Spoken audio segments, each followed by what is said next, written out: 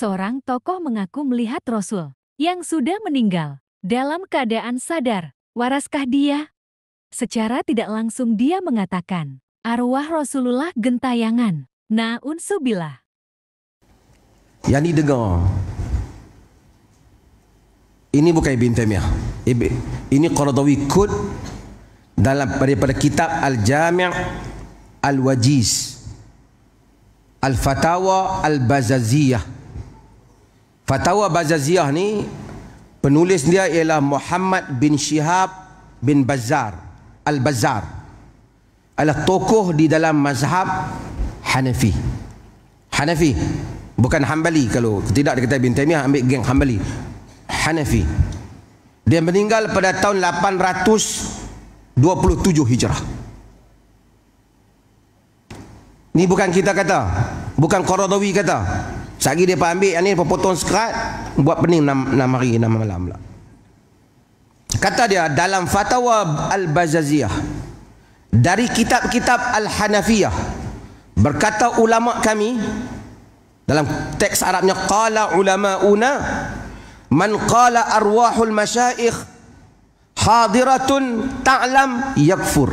Maksudnya berkata ulama kami, sesiapa yang berkata roh para guru hadir serta mengetahui, maka ia menjadi kafir.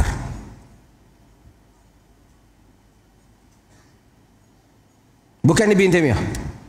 Kita pun tak mengkafirkan, tapi saya nak cerita ada dalam ulama Hanafi yang sangat tegas dalam hal ini. Kerana dakwaan orang guru hadir dalam majlis, tak kiralah mata tertutup ataupun mata terbeliak, ada sejak dahulu.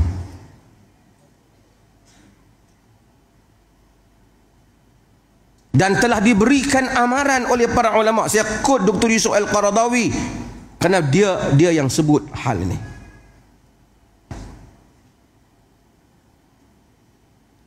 Maka sebab itu, hadirin dan hadirat yang dirahmati Allah, amat penting kita memilih tajuk perbincangan kita kali ini berhubung dengan syirik ini. Karena mungkin sebahagian orang menganggap ini adalah perbezaan antara kelompok-kelompok yang berbeza. Kita tidak mengkafirkan, kerana kita tahu sebahagian mereka buat di atas satu andaian mereka yang mereka rasa tak apa, tersilap, tersasul ataupun jahil dalam hal ini. Tetapi hal ini adalah besar untuk kita beritahu. Dalam muka surat 26 dia menyebut, maka sesiapa yang berkeyakinan bahawa selain Allah terdiri dari Nabi, wali atau roh atau selainnya dapat memberi kesan menghilangkan kesusahan atau menunaikan hajat, sesungguhnya orang seperti itu telah terjatuh dalam lembah kejahilan yang berbahaya. Dia berada di tebing neraka. Adapun dalil mereka dengan menyatakan semua itu adalah termasuk dalam perkara karamat wali, ia amat jauh dari Allah menjadikan wali itu memiliki kedudukan seperti itu. Sangkaan seperti itu adalah sangkaan para penyembah berhala. Demikian itulah yang dikhabarkan oleh Allah yang Maha Pemurah tentang jawapan penyembah berhala. Wa yaquluna haula'i syufa'auna 'indallah. Ini Qaradawi kut. Ini adalah buku kod daripada kitab ini yang ditulis oleh tokoh dan ulama daripada Al-Azhar yang dianggap sebagai ketua kesatuan ulama yang telah meninggal di Qatar, dan dia adalah lulusan Al-Azhar. Bukunya Fiqh Zakat dipakai oleh institusi zakat, seluruh institusi zakat dalam negara ni. Dulu apabila ahli politik tertentu terlibat dengan kes tertentu, mereka edarkan tulisan Dr. Yusuf Al-Qaradawi. Harap mereka tidak lupa apabila mereka mendapat kuasa untuk kembali merujuk kepada kalam syekh mereka, jika ia benar-benar syekh mereka, dan bukan merujuk kepada syekh yang lain daripada itu yang bermusuh dengan syekh mereka ini. Kita tahu politik mempunyai warna-warnanya, tetapi ini adalah perkara yang ingin kita ingatkan.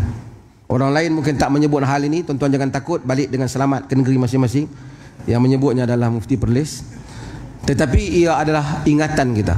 Kita serius dalam hal ini untuk membersihkan hal ini dengan dakwah dan nasihat. Dengan dakwah dan nasihat. Dan inilah juga tujuan. Orang kata tak ada orang yang buat. Tuan-tuan sedang melihat hal ini berlaku. Hari demi hari ia semakin teruk. Sebahagian anak-anak muda dah tak tahu. Tahu-tahu saja nak cana kubur mana patut kami pergi. Apabila mula dekat dengan syekh-syekh tertentu. Dan setiap guru kadang-kadang mencari kubur yang tersendiri. Sebab itu di Kedah, mula di beberapa negeri kembali nak dihidupkan. Ada golongan businessman yang mengumpulkan grup ahli-ahli berniaga mereka, bermusafir ke negeri tertentu kerana berdoa di kubur tertentu. Dan pergi ke Indonesia juga ada. Musafir untuk supaya doa dia mustajabkan. Kadang-kadang bila pulang, berlakulah pula kebetulan rezeki mereka itu bertambah, masih bertambahlah keyakinan terhadap kubur berkenaan. Bawa pada tahun hadapan pula kumpulan yang lain.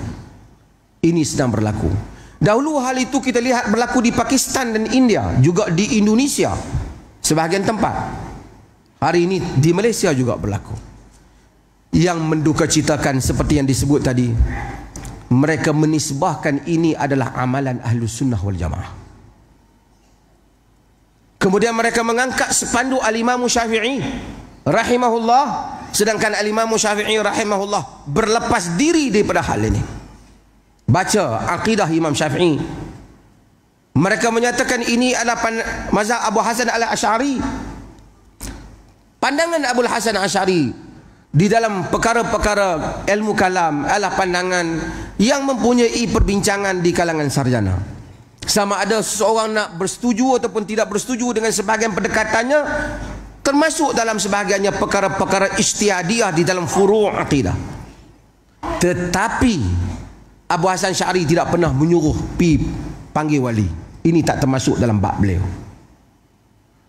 Mazhab Abu Hasan Asy'ari, mazhab Al-Imamul Baihaqi, Al-Baqilani dan seumpamanya, hatta Al-Junaid di kalangan tasawuf, mereka tak pernah pun menyatakan pergi panggil wali.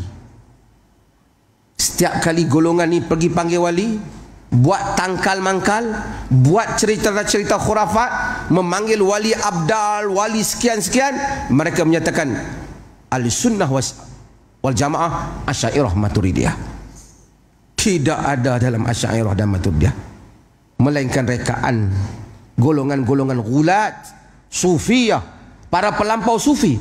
Kita tidak menentang sufi, tapi kita menentang gulat, kita menentang para pelampau yang telah tersasar daripada tujuan sufi yang sebenar.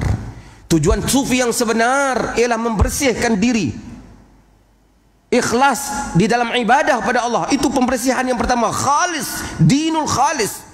Kemudian beribadah, menjaga ibadah, tidak menunjuk-nunjuk, bersalat, bangun malam, bersedekah, membetulkan diri setiap hari, membanyakkan zikir, berselawat. Semuanya itu amalan saleh, tapi tidak termasuk di kalangan golongan saleh. Sama ada Imam Syafi'i selain daripadanya menyuruh pergilah ke kubur wali-wali, carilah tapak kaki wali. Tuan-tuan bayangkan, khurafat membodohkan akal manusia. Replika kasut Nabi yang dikatakan kasut Nabi, mereka cium,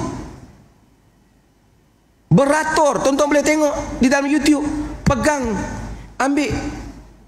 Itu dibuat di mana pun tak tahu. Kalau replika itu ada barakatnya, boleh bubuh di setiap tempat untuk cari barakat.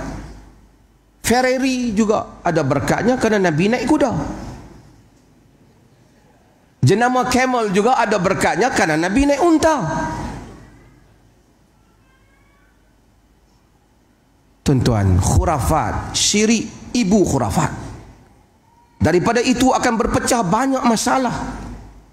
Kita menentang hal-hal yang seperti ini bukan kerana kepentingan kita, lillahi ta'ala. Jika kita mahu, kita pun boleh sebut hal yang sama ataupun mendiamkan diri, dan semua mereka juga akan suka dengan kita.